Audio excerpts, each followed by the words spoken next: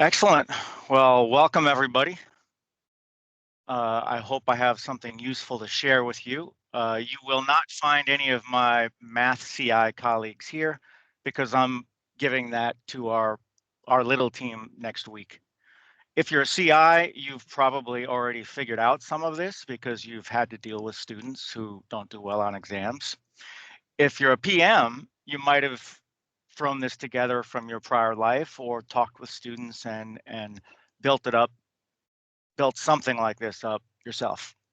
I don't think anything in this system is unique, but I do have a little advantage in that when I started a career in academia, I was doing mathematics.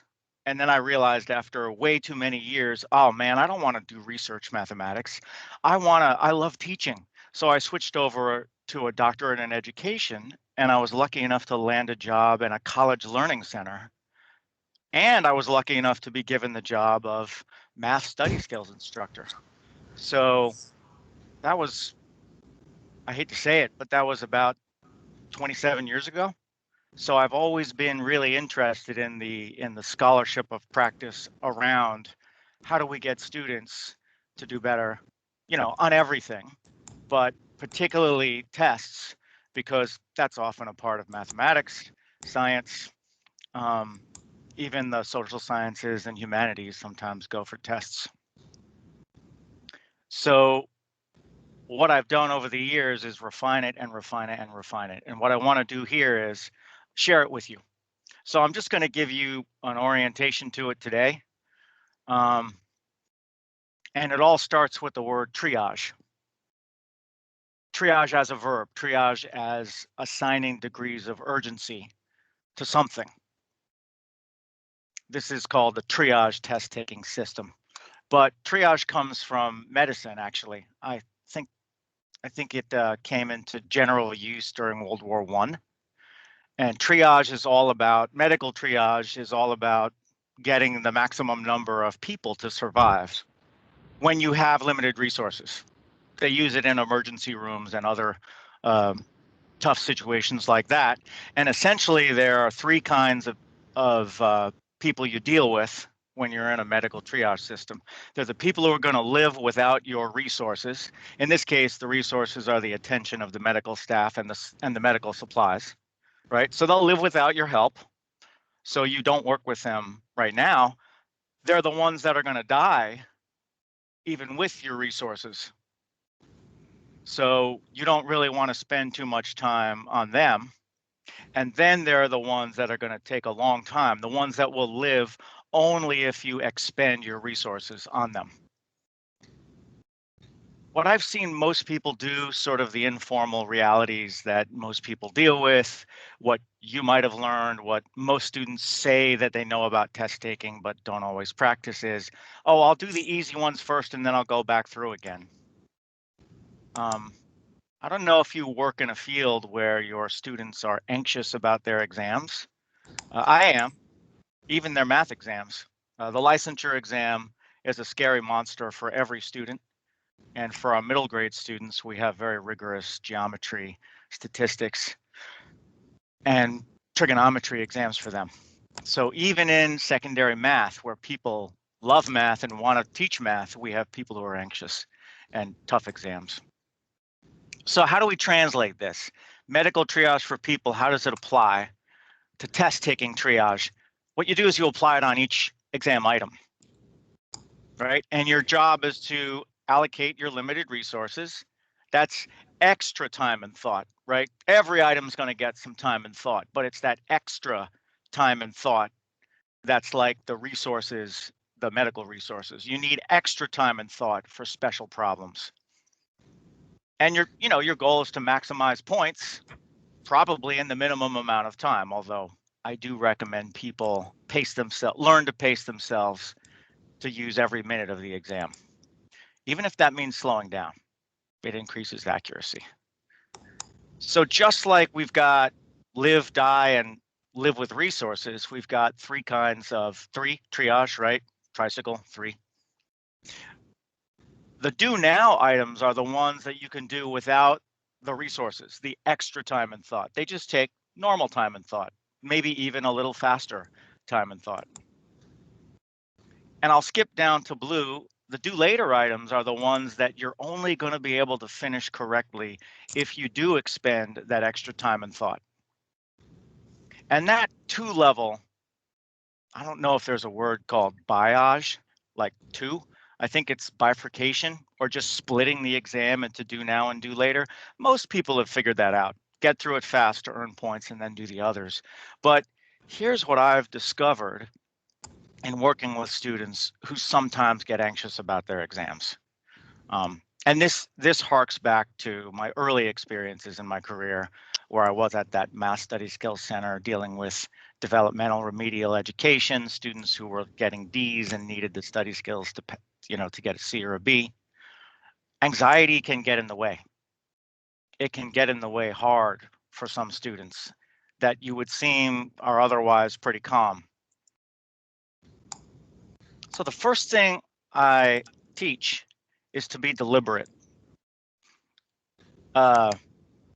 Thrice reading items, right? Triage, do now, do later, do never, and thrice reading. So when I'm talking with students, I work in the threes, right? The magic number of threes. So not only are there 3 kinds of items to do, but you're going to read every item 3 times. Even with my brightest students, when I go over items that they did some self-quiz and they're like, what did I do wrong here? And then we look at it together and I model this. I read it the first time slowly. All my job is to do is see the words, right? I'm activating my neural network. I'm trying to see if the vocabulary and the rhythm of this item resonates at all, right? I'm letting the words sink in. And then the second time, I read a little more deeply. I get a little more engaged with it. I model this for them.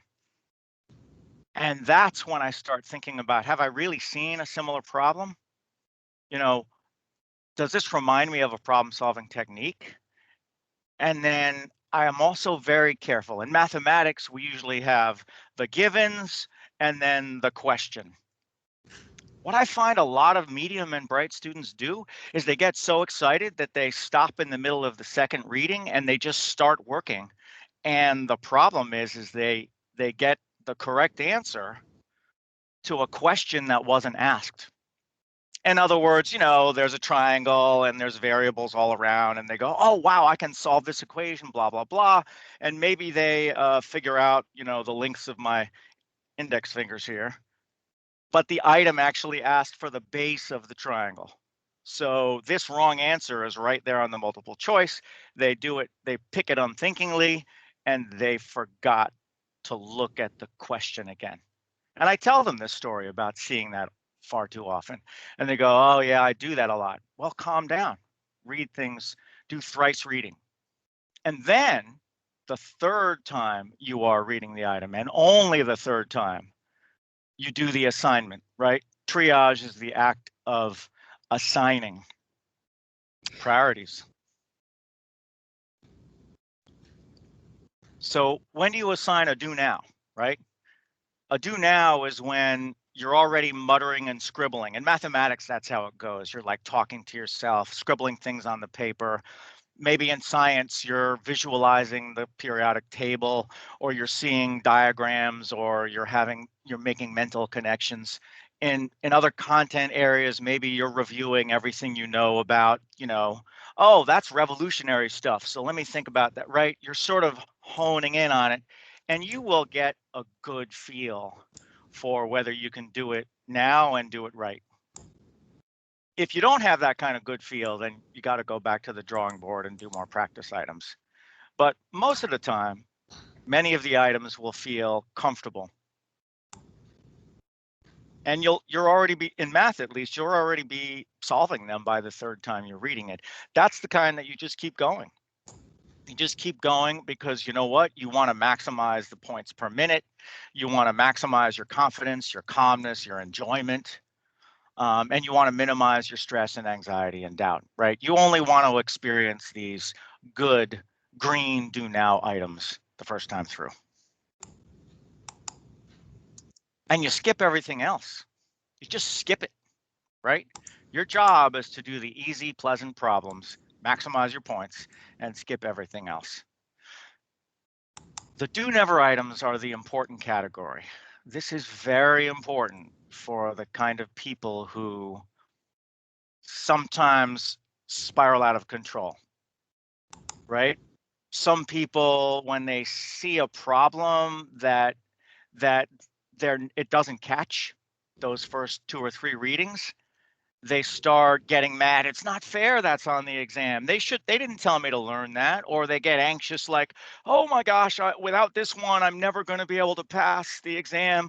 Or they get down on themselves like, oh, I'm stupid. I can't do that, right? All kinds of negative self-talk can bubble up, even from our very mature adult students. Those kinds of anxieties can come up. And in fact, it's not that surprising that it might come up, because at least our undergraduates have only experienced failure, or mostly failure, in higher education. So as tough and cool and awesome as they are as grown adults learning, there's some sensitivity and vulnerability there. So what do? Just skip the item. You don't want one item to sabotage your ability to perform your very best on the whole rest of the exam. I just spoke last night with a student who missed his licensure exam by 1 point a month ago, took it a week ago, and scored 20 points lower. And I'm like, dude, what happened? And he's like, I did the first 5 problems, 4 problems, great, and the 5th item, I couldn't figure it out, and then I couldn't recover. And I'm like, oh no, I thought I told you about triage test taking. Actually, we'd never talked. I realized we'd never talked before he got that almost pass. And we spent about 45 minutes talking about the advantage of doing the easy ones and just skipping it, right? Most cut scores are in the 70s, at WGU at least, in my experience. Most licensure exams are down there also. So you really don't need all the items. And you know what? You can be sassy. You can build yourself up. You can say, you know what? Not only are you not going to sabotage my ability, I'm going to kick you into the corner. I don't need you. You're annoying. Go stand in the corner for not wanting to talk to me, for not wanting to be solved by me. A little bit of humor can go a long way. Now, assigning the due later is important, right? These are the important items, right? The do nows form that bottom foundation of a decent number of points. And the do laters, you just give up on, so you keep your cool. The do laters are the ones where you're going to pass the exam, but you literally do them later, right? The do later items are the ones that you're like, oh, thinking through this is going to be slow. I'm going to have to really ponder all my readings I did on Revolutionary War history. Or, I know how to balance that chemical equation, but I know I'm slow at it. So, like, everybody here has done long division. If you're a math or sciencey person, you know that you can always get long division right. It's just that you'll have to go really, really slow and triple check your work. If you're not in math and science, think of something else that you can do slowly and accurately, but it has to go slow. So the point is, and I really emphasize this to students, but I want to get the points now. I say, no. Why would you want to do this slow problem when you could get 3 easy problems done in the same amount of time and earn 3 times the amount of points? And they go, but I want the points. No, this is just coincidence that it happened right here in the exam. I wish we could have written the exam so all the easy ones for you were in the front, all the slow and hard ones were at the end, but we couldn't make the exam that way. Make it that the quick and easy ones are first, and make it that the more challenging ones are later. And I don't know if this is true in content areas that aren't deeply problem-solving based. So you'll have to adapt to your students' experiences, your program needs. There's a different kind of item in mathematics other than the quote long division, where it's like, Oh, I think I know how to do it. It has something to do with messing around with making it into a matrix, but I can't quite remember. You know, when everybody's got an uncle or a grandparent or even a parent who loves telling stories of days gone by, and you love listening.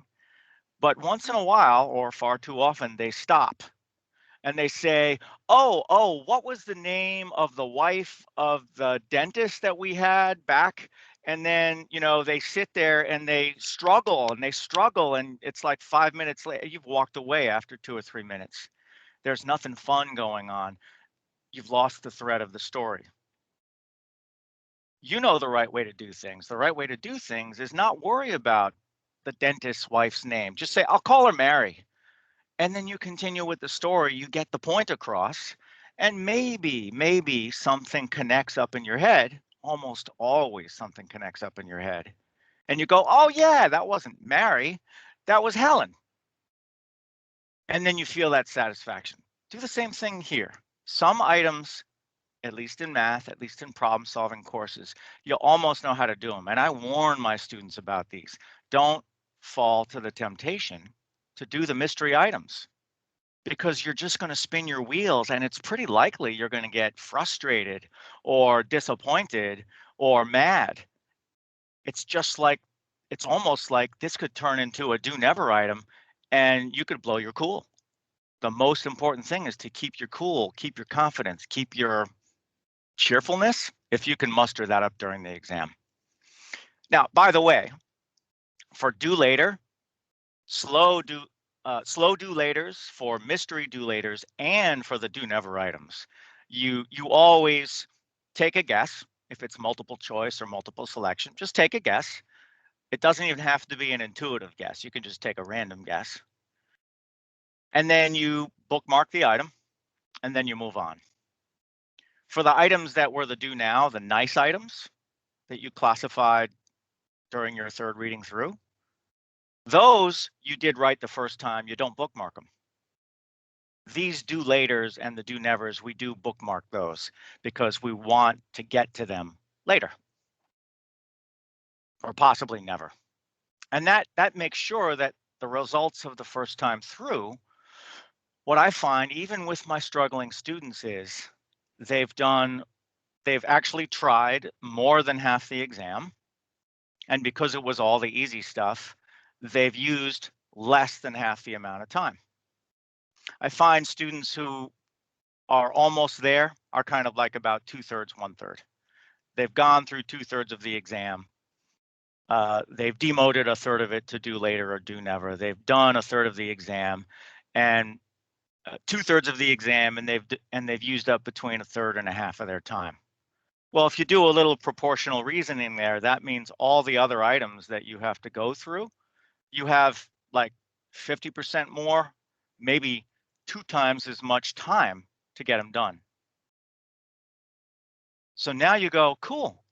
I was in this highly energized mode where I was seeking out those problems that keep my energy going. And I piled on those points at a maximum point per minute speed. And now I take a deep breath after I hit the last item.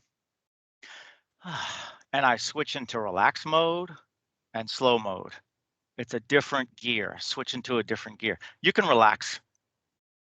If you only skipped a quarter of the items, you probably already passed, because you got like 60, 65, 75 points on the items that you tried because you're pretty accurate on them. And you guessed on the items you didn't try. So you got a few percentage points from them. You might even be, low 80s. You're probably passed if you only skipped 1 out of 4 items. Look, you probably passed just guessing on the icky ones and doing the easy ones. That's it. If you're more in that 1/3, 2/3 range, you're going to need some of the points. You're going to need more than random luck to hit the pass mark, but you're probably only 5 or 10 points away.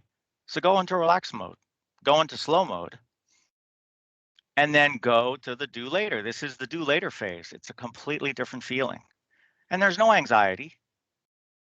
You can do these items twice as slowly, half the speed. You can really deliberately invest the time into those slow items. You can do the long division, triple checking everything, take those 5 minutes and awesome, I got another item right. I've earned another 1, 2, 3 percentage points. Sweet. I got that. And they're mixed in the mystery items. Now you left the mystery items. You left them in your conscious mind. But of course, in your unconscious mind, they're still simmering. Those vocabulary words are still back there. And maybe you read another item that was similar, or maybe you just read another item that brought to mind some vocabulary words that were cognitively connected to the words that you needed to remember better to make this mystery item unmysterious. Maybe the second time you look at the mystery item, you're like, why did I think this was hard? I can do this right now. Right? You literally, your mind was jogged, right? You stopped going, Mary is the placeholder, and oh, the name is Helen. Oh, that's how you solve it. I can't believe I didn't know that before. You've all had that experience of finally remembering the thing, and you're like, why couldn't I remember that? This is what you're looking for. And remember, relaxed mode, slow mode, right? Do the slow ones, and if you start spinning your wheels after a while, just demote it to a do later. Do never. And these mystery ones, you only have to glance at them, maybe read them carefully one more time, because the inspiration will strike or it won't. There's no need to bear down and get desperate. You've probably already passed. You probably only need a few of these do later items, maybe half of them to pass, maybe only a third. Maybe by random luck, you've already passed, so you don't want to go off on a tangent and change your guess, right? You only change the guess if you actually do the slow method or remember the mysterious method. And that's when you change the guess into an answer. Now, of course, if you aren't successful with those do later items, you just demote them to do never. You just move on, right? They stay bookmarked. They have your best guess, which you're not going to change. So you just go, you know what? Spinning my wheels, time to move on.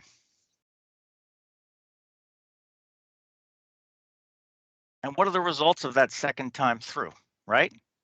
You've got your very best try or your very best guess on every reasonable item, every item that you had a shot at, you've done. And of course, you're never going to go back and change old guesses or old answers because your first guess is better than any other guess, and your first legitimate try is better than any other after the fact desperate attempt. So you've done everything to the best of your ability. And you know what? If you've run out of time, that's okay, right? If there's 2 minutes left, or you're short 2 or 3 minutes and you couldn't look at the last do later item, you did fine. You budgeted your time just right. You had the opportunity to do all the reasonable items. And that's really the best you can ask of yourself. And even if there's a half an hour left, maybe you just can't really confront a quarter of the items because they leave you anxious or utterly puzzled. So you can leave early if you really feel like there's no reason to stay. But I always try to encourage people, this is the time you can have the maximum amount of fun. You don't need those do never items, right? You've either done the best you can and you've already passed, or you've done the best you can and you already can't. So why not stay? Why not stay? Why not be playful, right? I sometimes talk to my students, right? And I'm like, well, I know it's bad teaching, but all those items, they're like the little kids you send to the corner and they laugh at me, the grad students. That's not the way we do things now. I know. Just play with me, and you walk over to the corner and you say, Johnny, item number 17. Do you want to work with me now? Do you want to get solved now? Do you want to communicate with me? And if he just scowls up at you, then you go to Jane, item 23. How about you? You want to cooperate? And then maybe sometimes they cooperate. Maybe they change their mind. Or maybe just the way you gently talk to them, like, what's bothering you? Why are you being silent, right? Maybe just by doing that playful interaction, maybe you solve one, and maybe you don't. it doesn't really matter, right? No stress either way. Maybe you get it, maybe you don't. And you know, if you get one and you later on find out that you passed by the thinnest of margins, then you feel really good. And you know what? That could be the fourth time through, fifth time through, right? If you're going to go dive into those do never items because you're feeling playful and happy, even if you're a little nervous that you aren't quite passing, you did your best. You'll pass it next time if this time's a fail. Play with these items. It's training for next time. Maybe because you engaged, it'll become a do later, a mystery item that you will figure out next time. If you don't play with them, you might not learn anything. So keep cycling through until they kick you out or you drop from exhaustion. Now, this is what I talk to about my students, the ones who failed 2 times, 3 times, 4 times, 5 times. We start these conversations, unless they come to me first and say, I'm nervous. But nobody tries a third time without having at least a 45-minute talk with me, and probably 2 of them about test taking. And I make them take quizzes and practice this system. And I talk to them about, well, which items did you promote to do now? And what percentage accuracy did you have? And then did you have enough time to do all your do laters, and what percentage accuracy did you have? And then we kind of look like, oh, you know what? You need to do your do nows a little slower to increase the accuracy. Or, you know what? Do the other way. You're far too accurate. But you're going too slow. Go a little faster, lose a little bit of accuracy. You will have enough time, right? So we adjust, we personalize, and we do it in the context of taking quiz after quiz after quiz. I've got a few minutes for questions, and I played a sneaky trick on you. This is a Google document that anyone in the world can find. So go to your WGU Google Drive and type in triage test taking, and you will find the full written out version of this. This is what I designed for students to analyze after I do the verbal talk. I will eventually, I have a video attached to the document now, and eventually I'm going to have a much cleaner, better video presentation. So I might not have to talk through it with every single student. But there's real value of the interplay, the back and forth, because the student will challenge, oh, but this is hard. Well, you know what? Maybe that's a do later. Well, I can only do blah, blah, blah. Well, you know what? Try the method. Try the method, see if you improve. And if you don't, we'll figure something else out, right? You might have to boot them over to the CI or get your CI to talk with me if your CI doesn't have a lot of experience on dealing with really hard cases. But I worked with a student internally who had failed the exam 5 times. And then she worked with me for about 3 weeks. And she passed and got a high score, got a high blue. And in our conversations, we did almost zero content and almost all strategizing about how to use this system. We blended some content, but it was really more about how do you manage your anxiety so that you can maximize your performance. Gideon, quick question. Yes. The rule for never go back and change your old guesses or answers, does that apply to all 3 problem types? Yes, because you're going to make your random or intuitive guess on the items that you don't know how to do, right? The items that you know how to do easily, you do first. You don't need to bookmark them, right? And then all the others are either do now, do later, or do never. So you just took a guess. Your first guess is always better than your second guess. The only time you would change a guess to a try is like, obviously your slow do laters. You know how to do them. You just took a guess. You approximated. You're actually going to try and do work. So your first answer is better than your first guess. But you never try twice on anything, right? Because if you're trying and it peters out into nothing, don't push. Don't waste time. Move on. Don't waste time. You're going to get anxious. You're going to get angry. You're going to get scared. Just move on. You don't need that item desperately. Go find another item that you will know. And this is true even second, third, fourth time through. Inspiration might strike. Just move on. Awesome. Thanks, So, Gideon. you bet, Vanessa. I'm officially out of time. I know this is a tight schedule.